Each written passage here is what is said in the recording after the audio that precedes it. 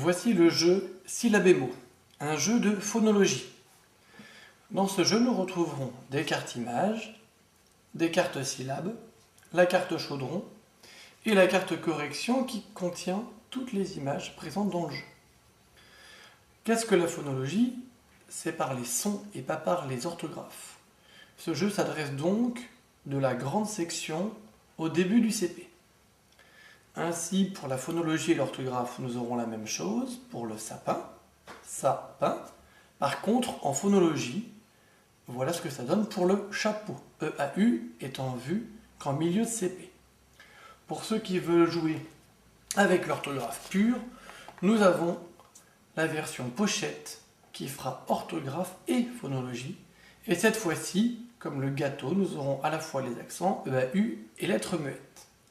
Voilà pour la présentation générale du jeu Syllabémo.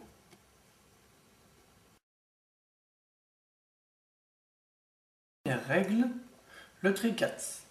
On pourra poser une partie des images sur la table.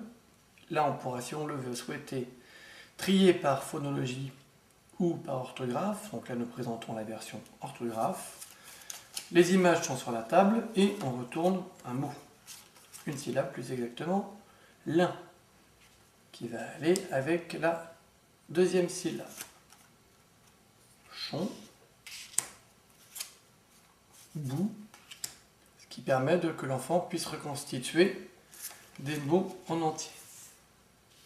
Quand le jeu est terminé, nous pouvons jouer après version memory ou Mistigri. Certains mots ont une syllabe, d'autres en ont deux, d'autres en ont trois. Ainsi, D n'a qu'une syllabe, maman en a deux, comme moulin, papy. Par contre, le pantalon, lui, en aura trois. Quand toutes les cartes ont été prévues pour le tricats, on peut faire vérifier par l'adulte, on pourra, en utilisant les mêmes cartes, jouer au jeu du memory, jouer au jeu du mistigri ou jouer au jeu des familles. Le jeu du memory, on retourne les cartes sur la table pour faire des paires. Jeu du mistigri, il faudra retrouver des séries de cartes, du coup là, par 3, avec cette carte qui ne pourra pas se mélanger. Jeu des familles, c'est comme le jeu de cette famille.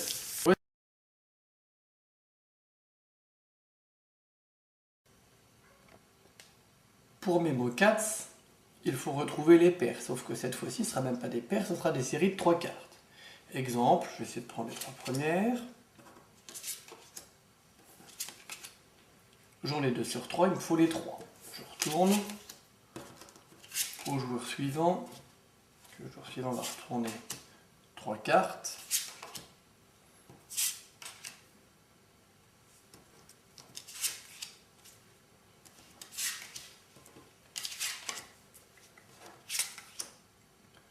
Là, coup de chance. Dès qu'un joueur arrive à avoir le mot et les syllabes, il gagne les cartes et il les pose devant lui. Et le jeu rejoue.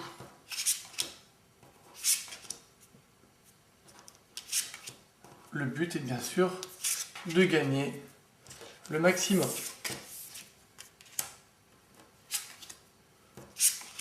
De même manière, le joueur suivant va y gagner. Pour le MemoCats. Pour le jeu suivant, nous avons besoin de la carte chaudron. C'est-à-dire que nous mélangeons pour 3 joueurs 18 cartes, nous ajoutons le chaudron et nous partageons les cartes entre les joueurs. Puis chacun dans son jeu va regarder s'il peut reconstituer un mot complet. Exemple, le papy. Ensuite, je pioche dans le jeu du voisin. Je n'ai pas eu de chance, j'ai eu la carte chaudron, donc je ne peux rien faire, et la carte chaudron sera celle qui bloquera le jeu. Le joueur pioche dans mon jeu et voit s'il peut faire quelque chose, etc. Le premier qui finit toutes ses cartes à gagner et surtout le dernier qui a cette carte en main perd la partie. Voilà pour le Misty. Maintenant, si nous enlevons juste cette carte-là, nous pouvons recommencer avec les mêmes cartes sélectionnées pour faire le jeu des familles. Le jeu des familles, nous repartons chacun avec 6 cartes et nous devons arriver à faire des familles, c'est-à-dire l'image et le mot. Ainsi, ici, nous pourrions très bien demander au joueur là, pour la maman, as-tu la syllabe ma? Le joueur regarde, comme il la donne à l'autre, et l'autre peut donc bien sûr poser la maman avec l'image devant lui et continuer. Le but est de gagner le maximum de séries. Voilà pour le jeu des familles.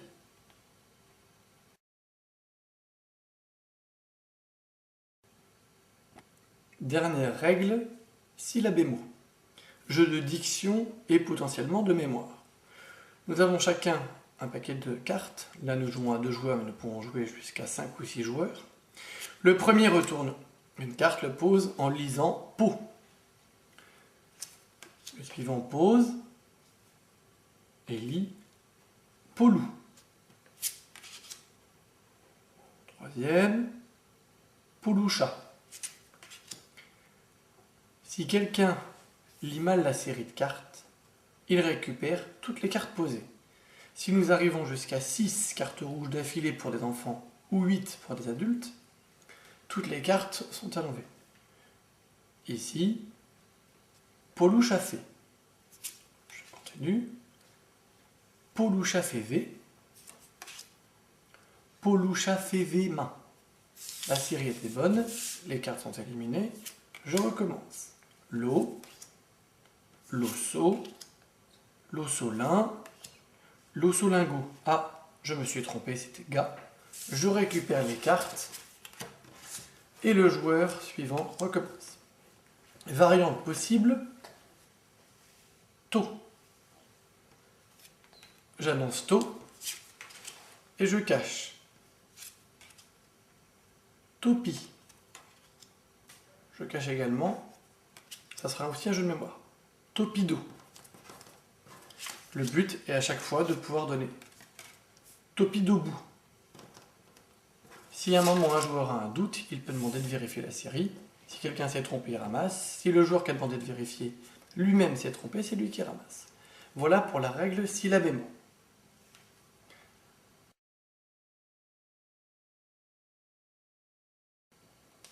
Associé avec le jeu de cartes, nous retrouvons un dossier pédagogique sur la syllabe, lié à syllabe et mot, 13 règles de jeu, 19 activités ludiques, 2 planches de cartes, 2 plateaux de jeu, 2 planches de domino, 7 planches de bingo. Dans tous les dossiers, nous retrouverons le même principe.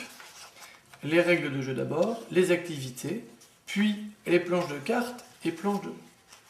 Donc planches de domino qui seront au début, les activités sur les syllabes, les jeux de plateau, deux potentiellement qui sont au milieu, et en fin de dossier, nous retrouverons les planches de cartes ou les planches de bingo. Voilà pour le dossier sur les syllabes.